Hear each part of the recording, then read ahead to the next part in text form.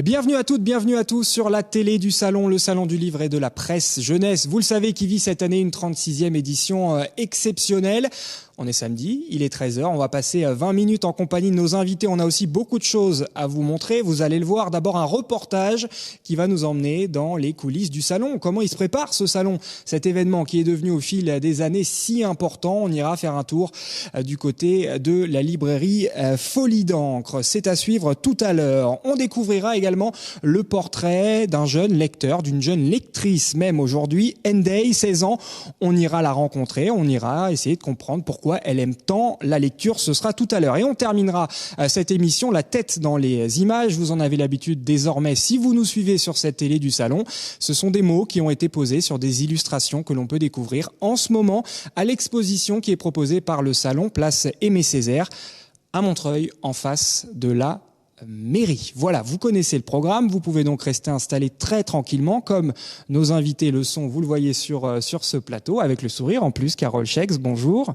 Bonjour. Vous êtes autrice illustratrice. On va rentrer dans votre univers dans quelques secondes, comme dans celui d'ailleurs de Lolita Séchant. Bonjour. Bonjour. Vous êtes autrice illustratrice également. On va parler tout particulièrement avec vous d'un travail à quatre mains que vous avez signé et qui est présent d'ailleurs dans cette exposition proposée en ce moment Place Aimé Césaire à Montreuil. On est également en compagnie d'Armelle Guhan. Bonjour. Bonjour à vous. Ce sera avec vous l'occasion de découvrir ces projets que le salon souhaite mettre en lumière, des projets qui n'ont pas d'ailleurs toujours de lien avec la littérature jeunesse, mais des projets qui se déroulent sur ce territoire de la Seine-Saint-Denis. Vous êtes lauréat d'ailleurs d'un concours qui a été mis en place par le département. On en parlera tout à l'heure ensemble. Vous allez nous expliquer ce qu'est ce projet Nos SAV. Ce sera tout à l'heure. Donc Carole Schex, d'abord, ça va ? Ça va très bien. Ça va très bien. Vous êtes venu en oiseau, paraît-il. Oui. Moi, j'ai l'habitude en fait de prendre des oiseaux, surtout quand ils sont animés et conduits par Loïs Perreux, en fait, qui les fait bouger. Je crois que ça va être mon animateur préféré, en fait. C'est lui qui a en effet animé mes dessins, qui bougent et qui commencent et qui ferment en fait cette chaîne de télé. Et ben justement, on va aller voir ces images pour ceux qui ne prendraient pas les programmes de A à Z. On va voir ces bonjour, bonsoir qui sont donc une animation de vos dessins, c'est bien ça. Oui, une animation même d'un seul dessin. D'accord. Et donc vous êtes très fière. Je suis très fière parce que quand on fait du dessin, quand on fait des illustrations depuis plus de 25 ans, j'ai commencé par le volume photographié et à un moment donné, le son et le mouvement me manquaient. Et quand on m'a proposé en fait cette invitation, j'ai dit oui, évidemment, parce que j'ai l'impression que quand je dessine, en fait, les choses bougent dans ma tête, et là, de les voir en vrai bouger et surtout partir des balcons et raconter une histoire autrement, et démarrer et fermer en fait une chaîne télé comme Folon en fait dans la Belle Époque, hein, mais c'est un cadeau merveilleux en fait, et donc oui, je suis. Vous nous faites. Et oui, et donc merci. oui, je suis pas peu fière en fait, et je crois que je le regarde en boucle en fait chez moi. Comme la télé du salon quand même aussi un peu, pas que les mais bien sûr, moi je suis hyper fan. Je suis contre la télé, mais je suis pour la télé du salon. D'accord. Bah alors tout va bien. On a donc parlé de ce travail d'illustration qui est donc mis en animation pour cette télé du salon. Pour ceux qui ne vous connaissent pas, comment on peut définir votre univers, Carole Schex ? C'est compliqué et en fait je crois que j'aime partager en fait des traits avec le plus grand nombre en fait de public, en fait avec des âges différents, pour des âges différents, et du coup je pars du quotidien, je pars du vif du terrain, et je le transforme et je le raconte autrement en images ou en mots quand je suis en collaboration d'auteur ou d'autrice. Donc du coup mon univers il est en superposition, en traits différents, en angle de Chine, au bic par rapport aux techniques, et puis des sujets de la vie de tous les jours en fait, qui pourraient résumer très rapidement mon univers. Alors, on va parler d'une de vos dernières parutions qui s'inscrit parfaitement dans l'actualité du Salon du Livre et de la Presse Jeunesse. C'est ce livre qui a été envoyé aux enfants dans le cadre de l'opération Une histoire pour toi, qu'on peut peut-être déjà montrer. Vous pouvez nous expliquer de quoi il s'agit ? Alors en fait, c'est pareil, ça fait partie en fait d'une proposition de l'équipe du SLPJ. Comme le salon a lieu, et d'ailleurs, mais quel bonheur que ce salon existe quand même, hein, en rebondissant en fait sur cette actualité et ces drôles de mesures barrières. Donc normalement, les enfants du 93, les familles du 93 et évidemment tout ce public viennent sur ce salon du livre et là ils ne peuvent pas évidemment. Donc du coup l'idée on reconnaît les oiseaux hein, évidemment. Et l'idée a été de faire une boîte à magie littéraire, cahier d'activités pour jouer en famille, qui est en train d'être offert en fait aux familles. Alors c'est pas du tout c'est du collectif en fait et on retrouve une autre image à l'intérieur c'est des choses en activité, des choses que des illustrateurs et des illustratrices ont fait précédemment et donc on peut les retrouver pour histoire de s'occuper d'une autre façon. Surtout dans des périodes comme actuellement où les périodes de confinement sont compliquées. Parfois, surtout pour les enfants. C'est bien, oui, voilà, d'avoir un petit coup d'œil à l'intérieur. Je parlais de confinement à l'instant, Carole Schex. C'est une période que vous avez mise à profit pour laisser aller votre créativité, je crois.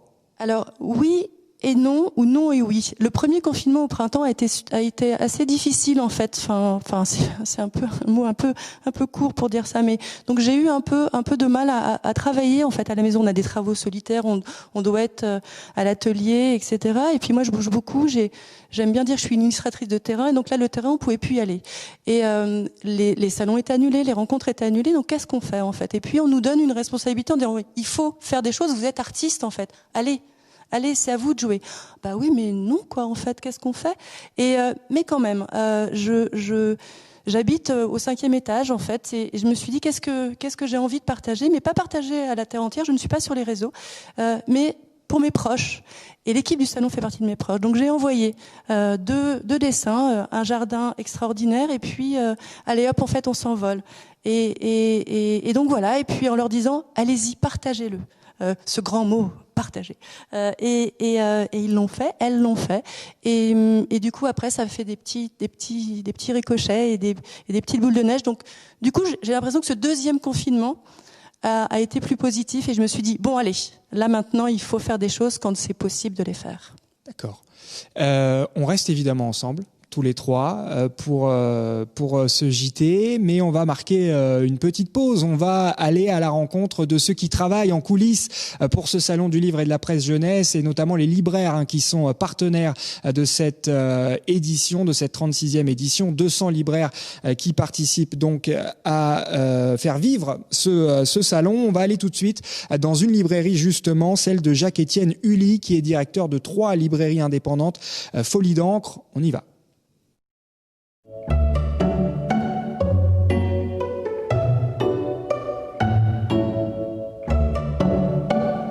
Il faut savoir que le salon a été co-créé à l'époque, dans les années 80, par Jean-Marie Ozanne, qui était donc le créateur de Folie d'encre Montreuil.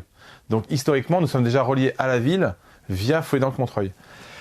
Et ensuite, en fait, au fil du temps, on s'est rapproché des équipes qui organisent le salon, et on nous a demandé, à la suite de la création de l'association des libraires du 93, de participer au salon. On nous a donné la gestion, en fait, du stand de l'exposition du salon, où sont regroupés les illustrateurs les plus importants, les thématiques du salon.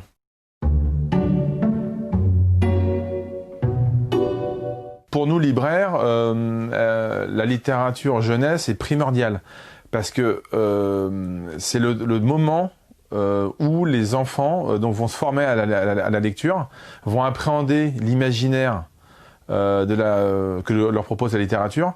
Et c'est vrai que pour nous, c'est primordial, parce qu'en fait, c'est les futurs lecteurs. Donc nous, en tant que libraires, c'est des lecteurs qu'on va avoir de quasi leur naissance jusqu'à l'âge adulte, et même après, jusqu'à peut-être à la retraite.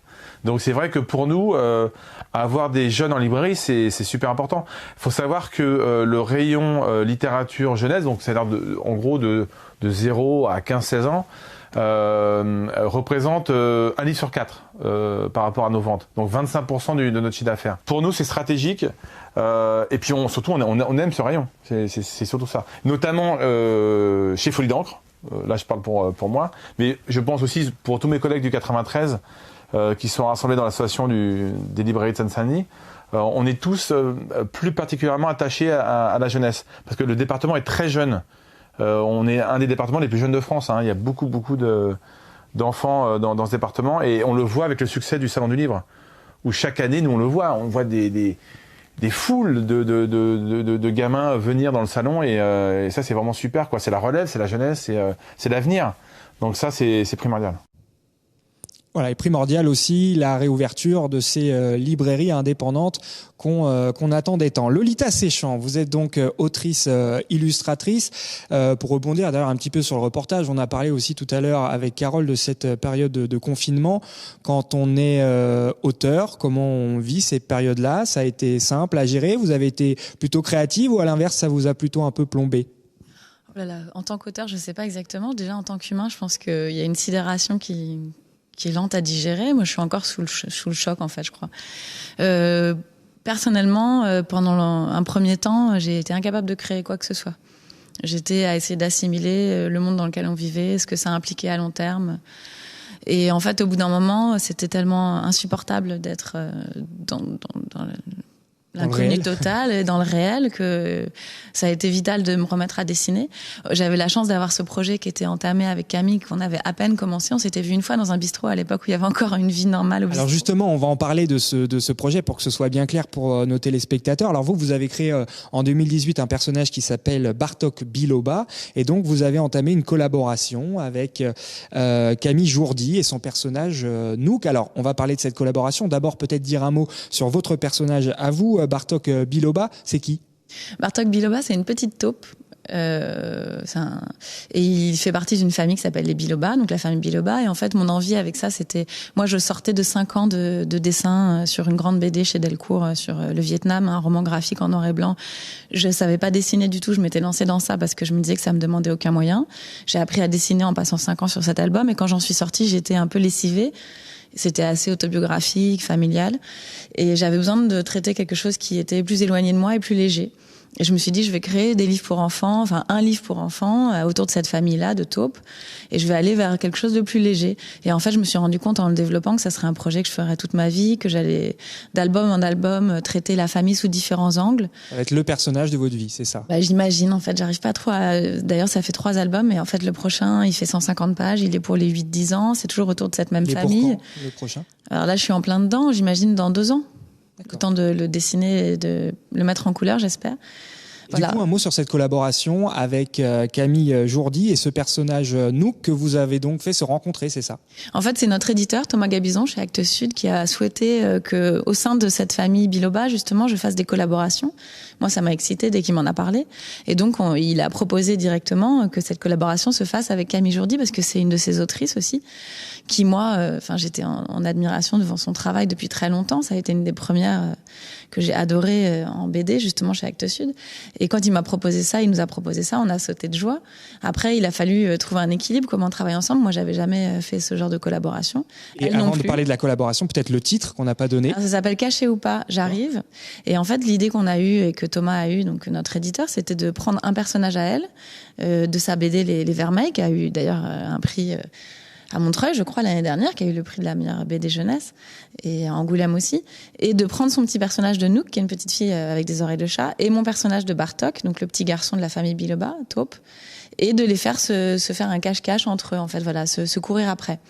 Et après, donc, ça a impliqué de dessiner ensemble, et on a vraiment, au dessin, pareil, mêlé nos 2 dessins, et ça n'a pas du tout été moi au scénario et elle au dessin, mais ça a été vraiment des images qu'on s'est renvoyées comme ça en ping-pong, en confinement, en fait. Et ça a été assez salutaire. D'accord. Alors, si on veut découvrir tout ça, évidemment, on se procure la BD, mais on peut aussi aller faire un tour à l'exposition qui est en ce moment place Aimé Césaire en face de la mairie de Montreuil, parce que votre travail, votre collaboration, elle est présentée dans cette expo, ce qui permet d'avoir un rapport peut-être aux illustrations plus majestueux, j'allais dire. Vous l'avez vu, l'expo? Vous êtes allé voir? Non, j'y suis pas encore allée. Là, je vais y aller en sortant.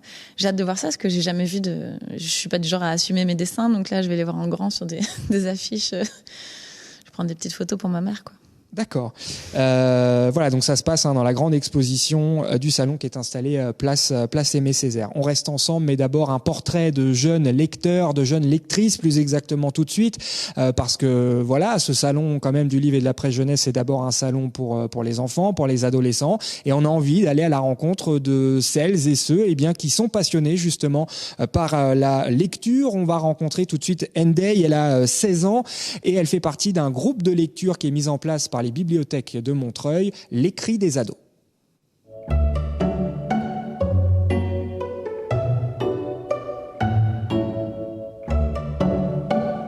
C'est surtout le fait de découvrir de nouvelles lectures, de pouvoir partager les livres que j'ai aimé lire, de pouvoir débattre avec les autres participants. Voilà.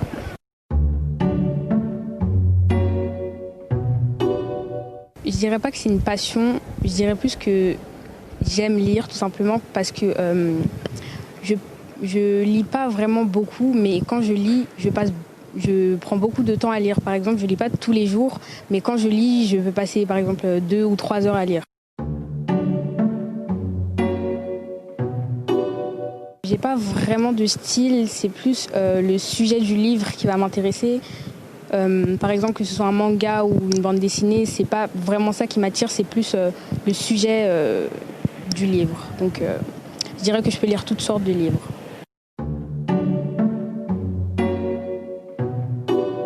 Je dirais que j'ai beaucoup aimé le livre Les culottés de Pénélope Bagieux, je crois que c'est ça.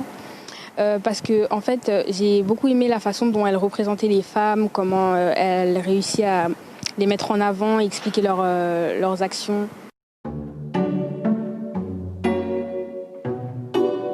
Je lui dirais déjà d'essayer de plus approfondir la chose avant de dire qu'il n'aime pas. Peut-être que c'est les différents livres qu'il a lus qui lui ont pas plu. Peut-être qu'il faut qu'il essaye de trouver un autre livre pour plus approfondir. Voilà, merci donc pour ce témoignage de jeune lectrice Ndeye avec ce groupe, l'écrit des ados, qui fait plein de choses. Il y a des critiques notamment de livres qu'il découvre.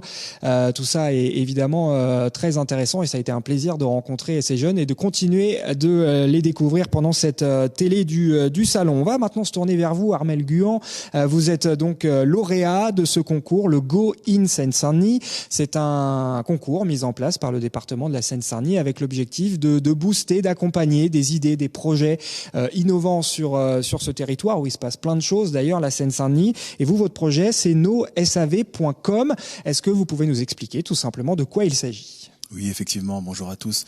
Donc, nosav.com, en fait, c'est une conciergerie qui est spécialisée dans le domaine du service après-vente.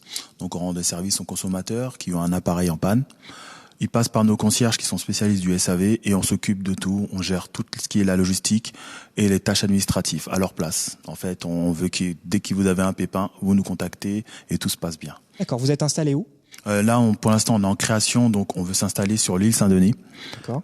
Pour une question de logistique où on pourra avoir accès rapidement aux clients au niveau de la route. Un mot sur l'accompagnement qui vous est proposé par le département de la Seine-Saint-Denis. Ça consiste en quoi ? Donc dans un premier temps déjà, on est accompagné par des mentors qui nous donnent des solutions au niveau du business plan, la formation au niveau de l'entrepreneuriat, comment gérer du personnel, aussi tout ce qui est sur le plan financier. Donc c'est un accompagnement et puis aussi une visibilité exceptionnelle qu'on ne peut pas avoir tout seul. Merci beaucoup, Armelle Guhan. Bon courage donc pour ce projet donc qui s'appelle nosav.com. Donc les gens peuvent aller sur le site pour voir. Directement sur le site et sur la page Facebook nosav.com. Voilà, le message est passé. Je le disais, il se passe plein de choses en Seine-Saint-Denis. Il y a beaucoup d'acteurs très engagés et Carole Schex, quand on parle d'engagement, vous êtes aussi présente. Je voudrais qu'on parle de deux choses. D'abord de l'opération à laquelle vous avez participé dans le cadre du salon. Le salon Hors les murs, ça s'est passé avec Thomas Cotto et la librairie Flourifrère, du côté de Toulouse. Vous avez fait quoi là-bas ?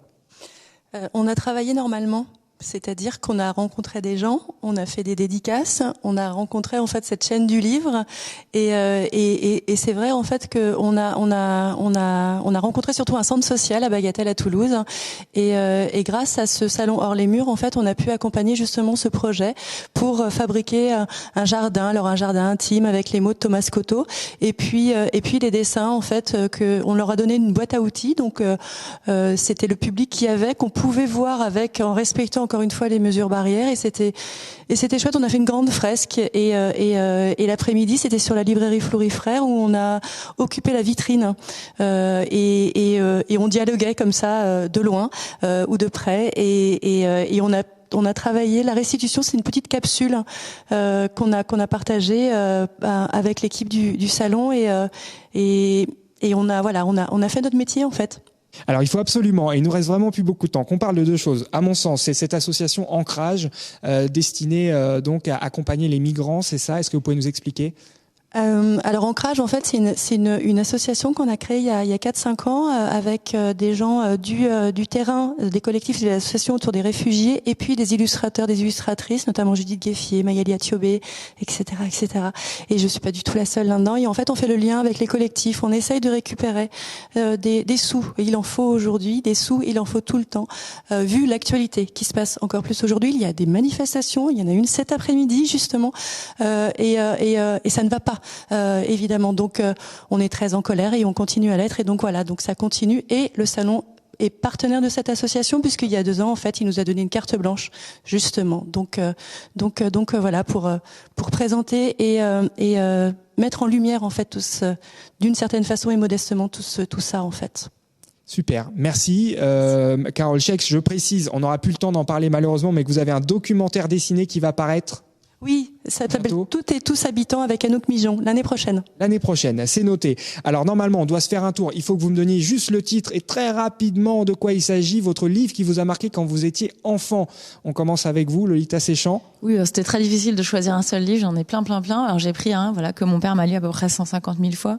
C'est Anna et le gorille de Anthony Brown. C'est une petite fille qui est avec son père, qui est pas très présent, qui est un peu dans son boulot.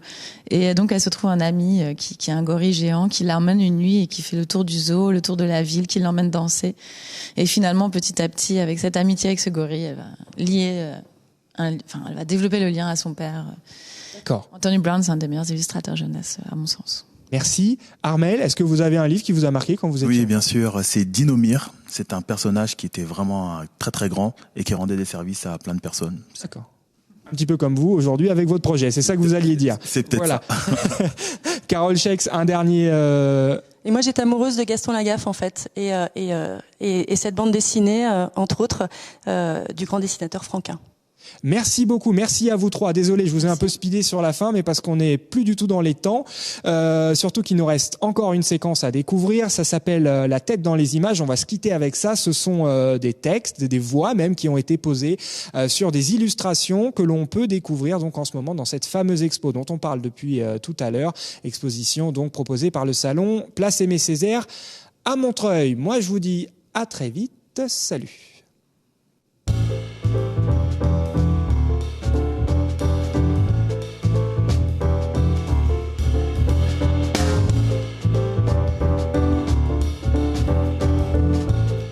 Julien Martinière, Macadam courir les rues, texte de Mo Abbas, Le port a jauni. Que de monde dans les rues de cette ville portuaire, que de monde dans ces espaces citadins. Partout, ça grouille. Des gens, des animaux partout, des oiseaux dans les airs, encore des gens, sous un parapluie au soleil, des bateaux, des encombrants à la décharge, des bagnoles dans un parking, des inondations. Chez Julien Martinière, les planches en noir et blanc débordent de détails, réalisés un à un avec une infinie patience. Répétition d'une précision totale qui s'offre en autant d'instantanés impassibles au regard du lecteur. Mais si ce dernier est attentif, il découvrira dans chacun des dessins un ours, un grand ours même, parfois bien caché. À lui de le retrouver, comme on le fait depuis plus de 30 ans dans les albums de Charlie à la marinière rayée. La recherche de l'ours n'est cependant pas la première fonction de ces dessins extrêmement construits. En réalité, ils illustrent des poèmes de Mo Abbas sur la ville. Pourquoi un ours alors ? Parce que Julien Martinière, encore tout imprégné de son album Le Tracas de Blaise, où il était déjà question d'ours, en avait dessiné un, arrêté à un passage piéton, qui a été repéré par une éditrice. Le pli était pris. Un ours habillé déambule entre rue et square. Vision absurde et amusante, forcément amusante, qui nous fait voir autrement notre environnement quotidien. Les images en noir et blanc, fruit d'un travail d'artisan, crayonné précis au crayon gris, ancrage à la plume et au rotring, se suffisent à elles-mêmes, à la fois complexes et réfléchies dans leur forme, leur cadrage et leur composition. Quelques touches de jaune mettent chaque fois un élément en avant. Des dessins en noir et blanc donc, influencés par Gustave Doré et Tove Jansson. On peut y voir un rappel des images qu'il aimait jeune lecteur. Les Jules Verne, des albums illustrés comme Cro-Blanc ou Le Dernier des Mohicans, un écho à sa passion pour la bande dessinée, Astérix et Lucky Luke, longuement recopié petit, puis maintenant pour Möbius, Blutch et beaucoup d'autres maîtres du noir. Et vous, quelles sont les images qui vous inspirent ?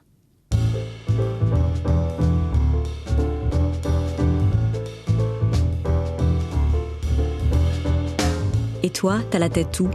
Dans les nuages ou dans les images ?